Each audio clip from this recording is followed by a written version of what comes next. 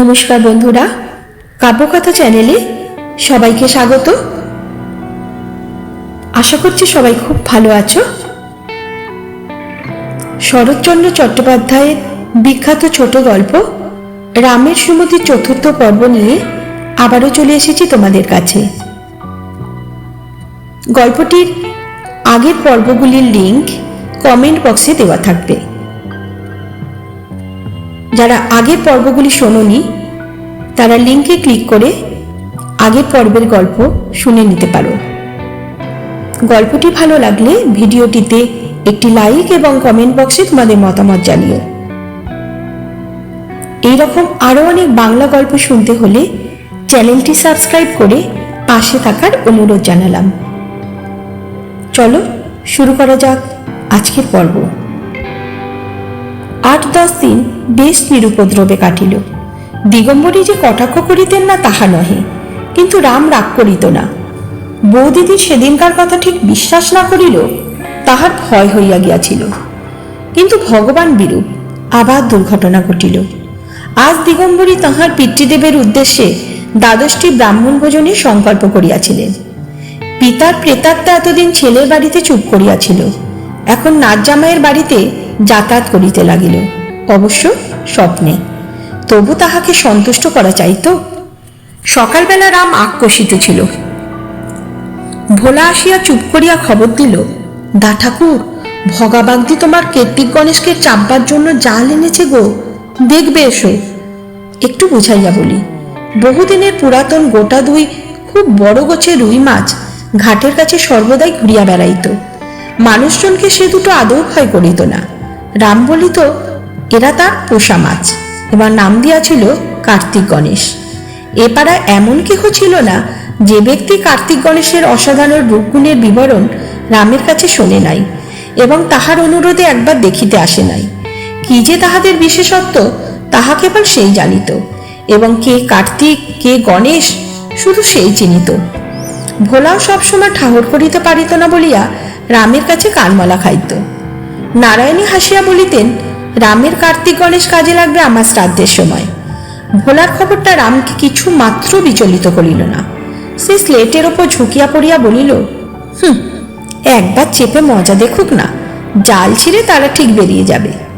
ভোলা কহিল, না দা ঠাকুর, আমাদের জাল নয় গো, ভগা জেলেদের মোটা জাল চেয়ে এনেছে, সে ছিঁড়বে না। রাম স্লেট রাখিয়া বলিল, আচ্ছা চল তো দেখি। পুকুর ধারে আসিয়া দেখিল তাহার কার্তিক গণেশের বিরুদ্ধে সত্যই ষড়যন্ত্র চলিতেছে। ভগা ঘাটের কাছে জলে কতকগুলো মুড়ি ভাসাইয়া দিয়া জাল উদ্যত করিয়া প্রস্তুত হইয়া আছে। রাম আসিয়া তাহাকে একটা ধাক্কা মারিয়া বলিল, হতভাগা, মুড়ি দিয়ে আমার মাছ ডাকছ? ভগা কাঁদো কাঁদো হইয়া বলিল, আগে বড়বাবু হুকুম দিয়ে গিয়েছেন, অন্য মাছ আর পাওয়া গেল না দা ঠাকুর। রাম তাহার হাত হইতে জাল ছিনাইয়া লইয়া টান মারিয়া ফেলিয়া বলিল, যা দূর হ। ভগা জাল তুলিয়া লইয়া আস্তে আস্তে চলিয়া গেল। রাম ফিরিয়া আসিয়া পুনর্বার স্লেট পেন্সিল লইয়া বসিল। সে কাহারও উপর রাগ করিবে না প্রতিজ্ঞা করিয়াছিল। দিগম্বরী আর সকাল সকাল আহ্নিক সারিয়া লইতেছিলেন। নেত্য আসিয়া খবর দিল, মাছ পাওয়া গেল না দিদিমা, ছোটবাবু ভগা বাগদিকে মেরে ধরে হাঁকিয়ে দিয়েছেন। এই মাছ দুইটার উপর দিগম্বরীর লুব্ধ দৃষ্টি ছিল। বড় রুই মাছের মোড়ার সম্বন্ধে বিধবার মনের ভাব অনুমান করিতে নাই, সুতরাং লোভ তাহার ঠিক নিজের জন্য নয় বটে, কিন্তু নিজের কোনো একটা কাজে স্বহস্তে রাঁধিয়া সব ব্রাহ্মণের পাতে দিয়া পুণ্য ও খ্যাতি অর্জন করিবার বাসনা অনেক দিন হইতে তিনি মনে মনে পোষণ করিতেছিলেন। কাল জামাইয়ের মত লইয়া, অর্থাৎ কার্তিক গণেশ সম্বন্ধে আভাস মাত্র না দিয়া জেলেদের মোটা জাল চাহিয়া আনাইয়া প্রজা ভগা বাগদিকে 4 আনা বকশিস কবুল করিয়া সমস্ত আয়োজন একরূপ সম্পূর্ণ করিয়াই রাখিয়াছিলেন। আজ সকালেও সে দুইটা প্রাণীকে ঘাটের কাছে ঘুরিতে ফিরিতে দেখিয়া আসিয়া নিশ্চিন্তে হৃষ্ট চিত্তে জপে বসিয়াছিলেন। এমন সময় এরূপ দুঃসংবাদ তাহাকে হিতাহিত জ্ঞানশূন্য করিয়া তুলিল। তাহার দাঁত কিরমির করা অভ্যেস ছিল।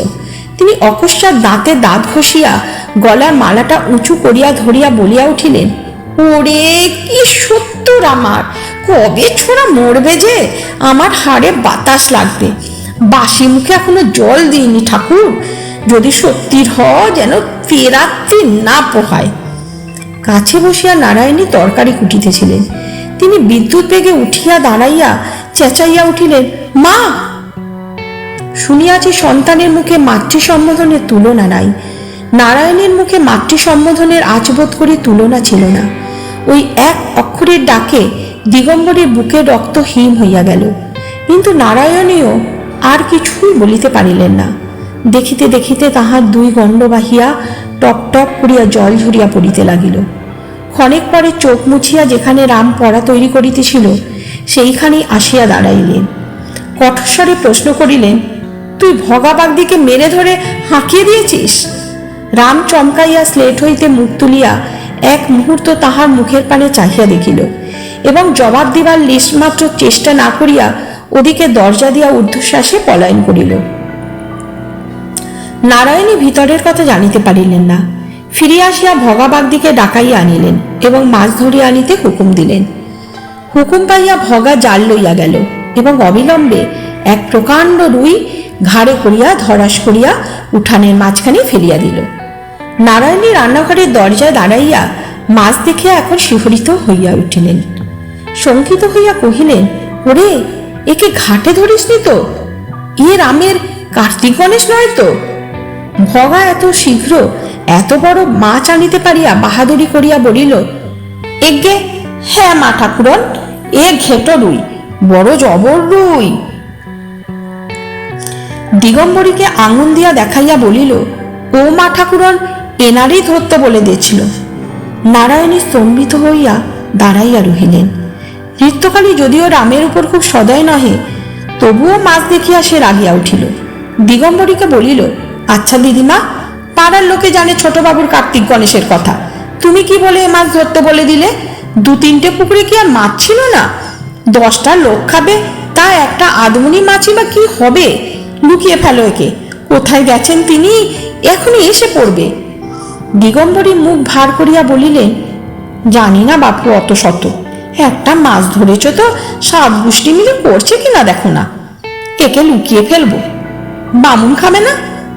নেত্য বলিল, তোমার বামুন খাবে 2-2:30 সময়, ঢের সময় আছে। ছোটবাবু আগে স্কুলে যাক, না হলে আজ আর কেউ বাঁচবে না। ও মা, ভোলা এই যে দাঁড়িয়েছিল, সে গেল কোথায়? সে বুঝি তবে খবর দিতে ছুটেছে। যা হয় করো মা, আর দাঁড়িয়ে থেকো না। ভগা 4 আনা পয়সার লোভে জাল চাহিয়া আনিয়াছিল। ব্যাপার দেখিয়া নগদ আদায়ের আশা ছাড়িয়া জাল লইয়া প্রস্থান করিল। প্রয়োজন হইলে কখন কোন স্থানে রামকে পাওয়া যাইবে ভোলা তাহা জানিত। সে ছুটিয়া গিয়া বাগানের উত্তরধারে পিয়ারা তলায় আসিয়া উপস্থিত হল। রাম একটা ডালের ওপর বসিয়া পা ঝুলাইয়া পিয়ারা চিবাইতেছিল। ভোলা হাঁপাইতে হাঁপাইতে বলিল, দেখবে এসো দা ঠাকুর, ভোগা তোমার কার্তিককে মেরেছে। রাম চিবানো বন্ধ করিয়া বলিল, যা। সত্যি দা ঠাকুর? মা ঠাকুর হুকুম দিয়েছে, এখনো উঠোনে পড়ে আছে, দেখবে চলো। রাম ঝুপ করিয়া লাফাইয়া পড়িয়া দৌড়িল এবং ঝড়ে বেগে ছুটিয়া আসিয়া উঠোনের মাঝখানে একবার থমকাইয়া দাঁড়িয়া চিৎকার করিয়া উঠিল, ও গো, এই তো আমার গণেশ। বৌদি, তুমি হুকুম দিয়ে আমার গণেশকে ধরালে। বলিয়া মাটির ওপর উপুর হইয়া পড়িয়া কাটা ছাগলের মতো সে পা ছুড়িতে লাগিল। শোকটা যে তাহার কিরূপ সত্য, কিরূপ দুর্দম, সে বিষয়ে দিগম্বরীরও বোধ করি সংশয় রহিল না।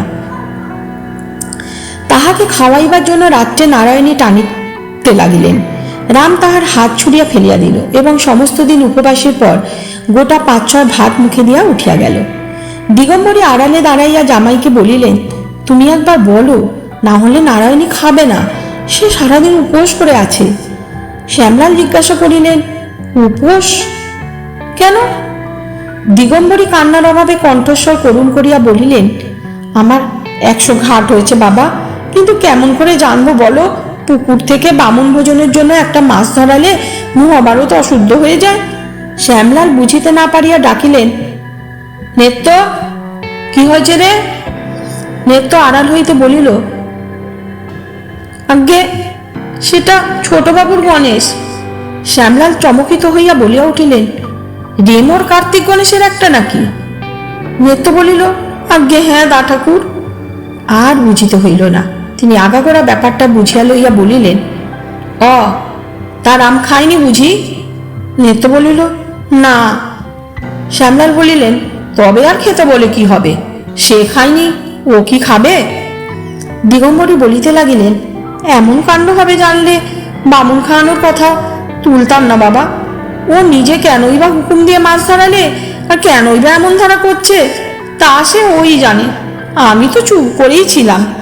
তবু সব দোষ যেন আমারই। আমাদের না হয় আর কোথাও পাঠিয়ে দাও বাবা, এখানে এক দণ্ড থাকতে আর ভরসা হয় না। একটুখানি চুপ করিয়া রীতিমতো কান্না সুরে পুনরায় শুরু করিলেন, কপাল আমার এমন করে যদি নাই বা পূর্বে, অমন ভাই তবে মরবেই বা কেন, আর আমাকেই বা লাতি ঝাঁটা খেয়ে থাকতে হবে কেন? বাবা, আমরা নিতান্ত নিরুপায়, তাই হাত জোর করে বলছি, আমাদের একটা কিছু উপায় তোমাকে করে দিতেই হবে। শ্যামলাল ব্যস্ত হইয়া উঠিলেন, কিন্তু হ্যাঁ না কিছুই বলিতে পারিলেন না। নারায়ণী আড়ালে দাঁড়াইয়া নিজের মায়ের এই নির্লজ্জ ঠকাময় লজ্জায় মরমে মরিয়া যাইতে লাগিলেন। তিনি ফিরিয়া আসিয়া রামের রুদ্ধ দরজায় ঘা দিয়া ডাকিলেন, লক্ষ্মী মানিক আমার, দোরটা একবার খুলে দে। রাম জাগিয়াছিল, সাড়া দিল না। নারায়ণী আবার ডাকিলেন, ওঠ, দোর খোল। এবারে চেঁচাইয়া বলিল, না খুলব না, তুমি যাও, তোমরা সবাই আমার শত্রু। আচ্ছা তাই, তুই দোর খোল। না না না, আমি খুলব না। সত্যই সে রাত্রে রাম কপাট খুলিল না। শ্যামলাল ঘরের ভিতর হইতে সমস্ত শুনিতে পাইতেছিলেন। নারায়ণী ঘরে আসিতেই বলিলেন, হয় একটা উপায় করো, না হয় যেখানে ইচ্ছে আমি চলে যাব। এত হাঙ্গামা আবার বরদাস্ত হয় না। নারায়ণী নিরুত্তর হইয়া ভাবিতে লাগিলেন। তাহার পর 2-3 দিন কাটিয়া গেল। যখন রামে রাগ পড়িতে চাহিল না, তখন নারায়ণী ভিতরে ভিতরে ক্ষুব্ধ ও বিরক্ত হইয়া উঠিতে লাগিলেন। আজ সন্ধ্যা হয়, তবু সে স্কুল হইতে ফিরিল না দেখিয়া নারায়ণী উৎকণ্ঠিত ক্রোধে অধীর হইয়া উঠিতেছিলেন।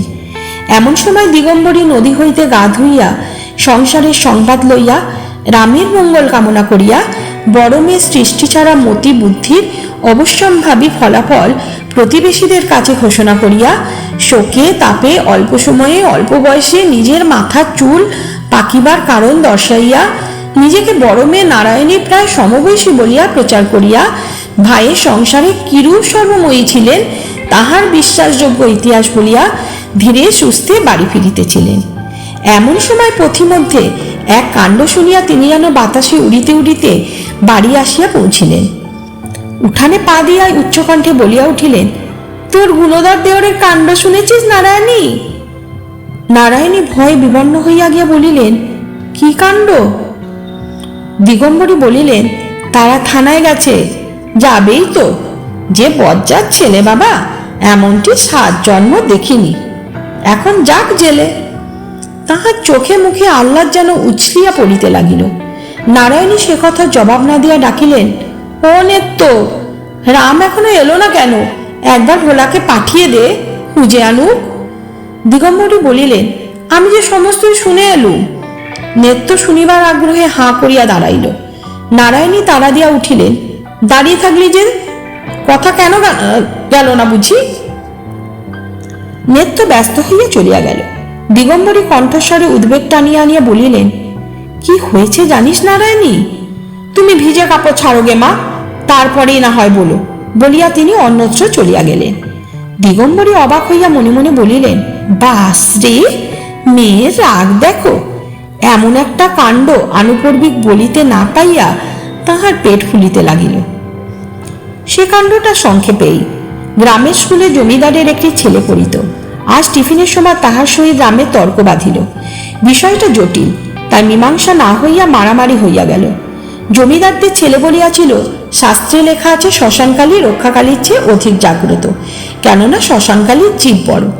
রাম প্রতিবাদ করিয়া বলিল, না, শ্মশানকালীর জীব একটু চওড়া বটে, কিন্তু অত বড়ও নয়, অত রাঙাও নয়। কিছুদিন পূর্বে পাড়ায় চাঁদা করিয়া রক্ষাকালীর পূজা হইয়া গিয়াছিল, সে স্মৃতি রামের মনে উজ্জ্বল ছিল। জমিদারদের ছেলে রামের কথা অস্বীকার করিয়া নিজের করতল তুলিয়া ধরিয়া বলিল, রক্ষাকালীর জীব তো এতটুকু। রাম ক্রুদ্ধ হইয়া বলিল, কি অতটুকু?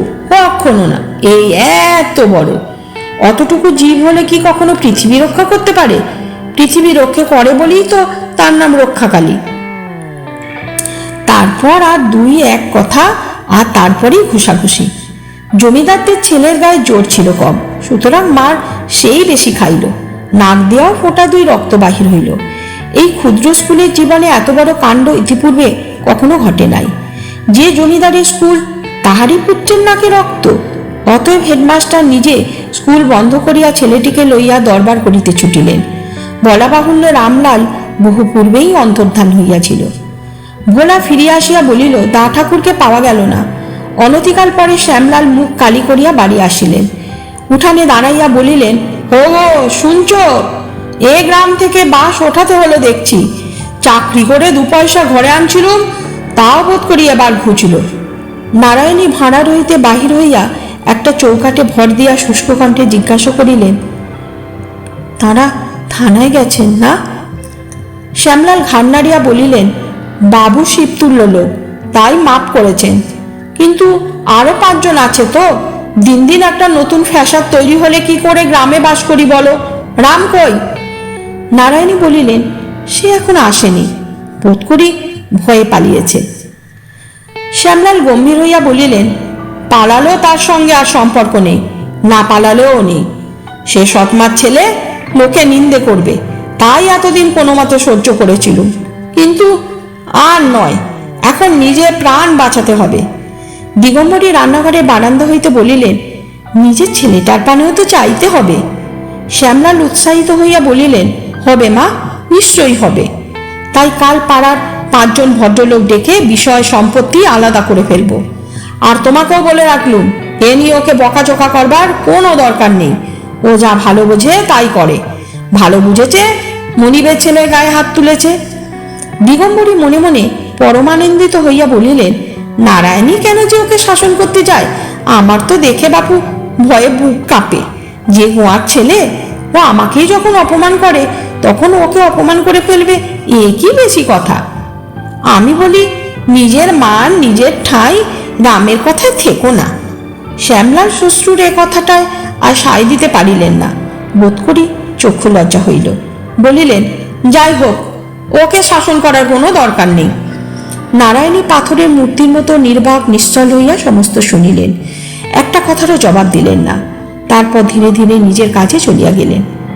ঘণ্টাখানেক পর নেত্য আসিয়া চুপি চুপি বলিল, মা, ছোটবাবু ঘরে এসেছে। নারায়ণী নিঃশব্দে উঠিয়া গিয়া রামের ঘরের ভিতর ঢুকিয়া কপাট বন্ধ করিলেন। রাম খাটের ওপর চুপ করিয়া বসিয়া কি ভাবিতেছিল।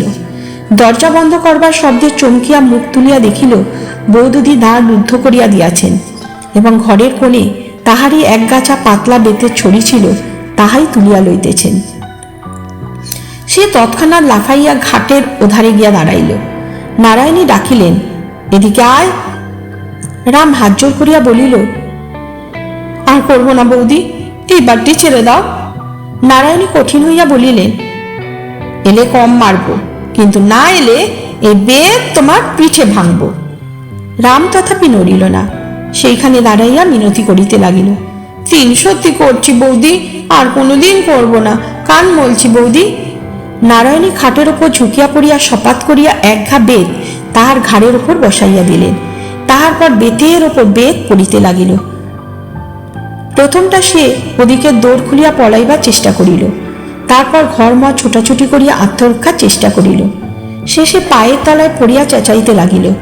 নেত্য পেছনে আসিয়া জানলার ফাঁক দিয়া দেখিতেছিল, কাঁদিয়া বলিল, মা, ছেড়ে দাও মা, আমি ঘাট মানছি। দিগম্বরী খিচাইয়া উঠা বলিলেন, তুই সব কাজে কথা কইতে আসছিস কেন বলতো? শ্যামলাল ঘরের ভিতর হইতে ডাকিয়া বলিলেন, কি হচ্ছে, সারা রাত ঠেঙাবে নাকি? নারায়ণী ভেদ ফেলিয়া বলিলেন, মনে থাকে যেন রাম, মনে থাকে যেন। নমস্কার বন্ধুরা, পরবর্তী পর্ব নিয়ে আবারও চলে আসব তোমাদের কাছে। সবাই ভালো থেকো, সুস্থ থেকো।